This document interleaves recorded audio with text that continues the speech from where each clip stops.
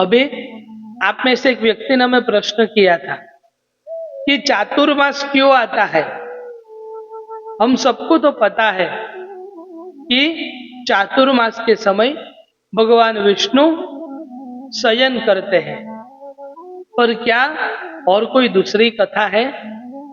हाँ, एक कथा है जो हमने हमारे गुरुजनों के मुख से सुनी थी कि हम सबको पता है कि जब राजा बलि अति बलवान था, उसने एक समय संपूर्ण भूलोक के ऊपर अपना अधिकार जमा लिया था। पर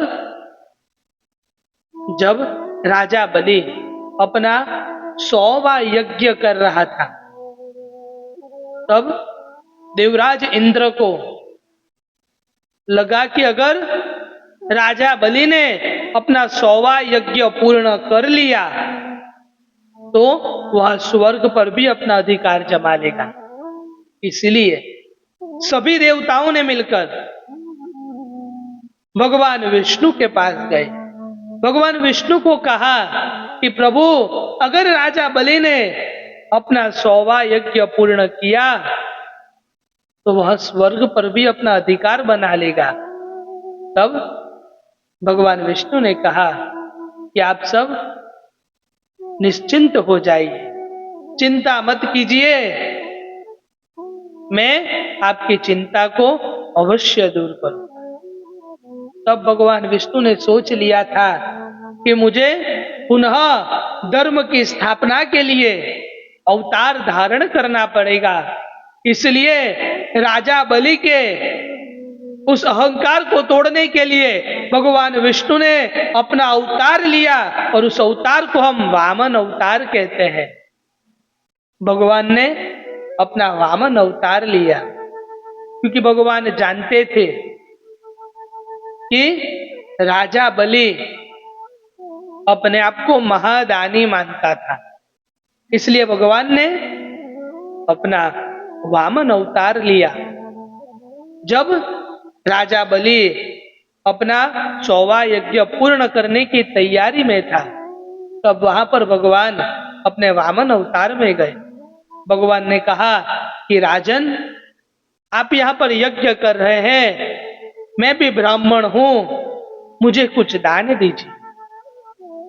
क्योंकि भगवान जानते थे अगर एक बार राजा बलि दान करने का संकल्प कर देता है तो उसे दान करना पड़ेगा। इसलिए भगवान ने कहा कि मुझे कुछ दान में दीजिए, आप यहाँ पर यज्ञ कर रहे हैं। राजा बलि ने कहा कि ब्राह्मण देव, मैं आपको संकल्प लेता हूं, मैं आपको संकल्प देता हूं कि आप जो मांगेंगे वह मैं आपको दान में दे दूंगा। जब भगवान के वामन अवतार यह राजा बलि से यह वार्तालाप कर रहे थे, तब वहां पर शुक्राचार्य थे।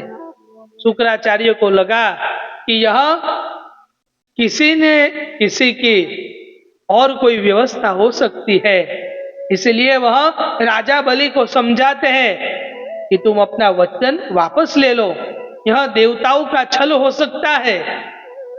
पर राजा बलि कहता है कि गुरुदेव, मैंने वचन दे दिया है और मैं उस वचन को नहीं तोड़ सकता।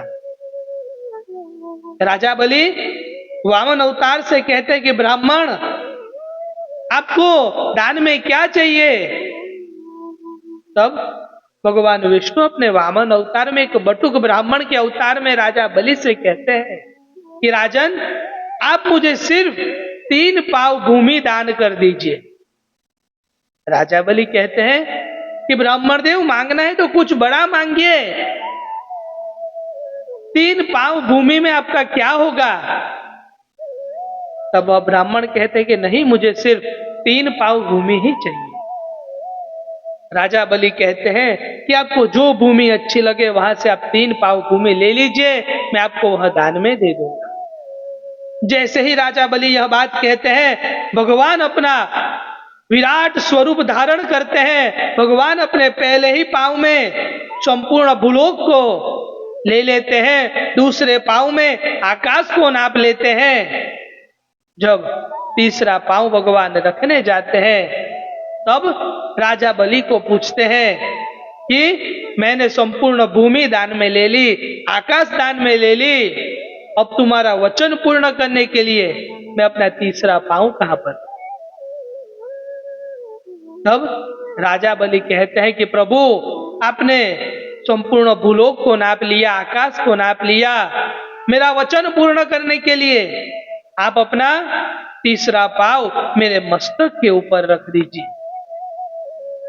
भगवान अपना तीसरा पांव मस्तक के ऊपर रखते हैं और राजा बलि अपने वह संकल्प से मुक्त होता है। राजा बलि की ऐसी दान करने की भावना को देखकर भगवान अति प्रसन्न होते हैं और दूसरी ओर से इंद्र का भय भी छूट जाता है, क्योंकि संपूर्ण वस्तु तो भगवान के नाम हो गए। पर राजा बलि की इस दान को देखकर भगवान राजा बलि को पाताल लोक का राजा घोषित कर देते हैं और राजा बलि से पूछते हैं कि बलि, मांगो, तुम्हें वरदान में क्या चाहिए? उस समय राजा बलि कहता है कि प्रभु, आपने मुझे पाताल लोक का राजा घोषित किया है, आप भी मेरे साथ पाताल में चले। भगवान विष्णु तो वचन थे, भगवान ने उनको वरदान मांगने को कहा था, इसलिए भगवान भी राजा बलि के साथ साथ पाताल लोक में गए। और जब यह बात माता लक्ष्मी को पता चलती है तो माता लक्ष्मी एक गरीब औरत का रूप धारण कर लेती है, एक महिला का रूप धारण करती है, पाताल लोक में जाती है, राजा बलि को कहती है कि मेरा कोई भाई नहीं है, आप मेरे भाई बन जाइए। और माता लक्ष्मी राजा बलि को उस दिन राखी बांधती है, इसलिए उस दिन को रक्षाबंधन भी कहते हैं। और जब माता लक्ष्मी बलि को अपना भाई बनाती है और उस समय राजा बलि माता लक्ष्मी को तो पहचान नहीं सकता, इसलिए वो कहता है कि बहन, तुम्हें क्या चाहिए, मांगो, मैं तुम्हें वह दे दूंगा। तब माता लक्ष्मी अपने असल स्वरूप में आती है और कहती है कि तुम भगवान विष्णु को यहां से छोड़ दो।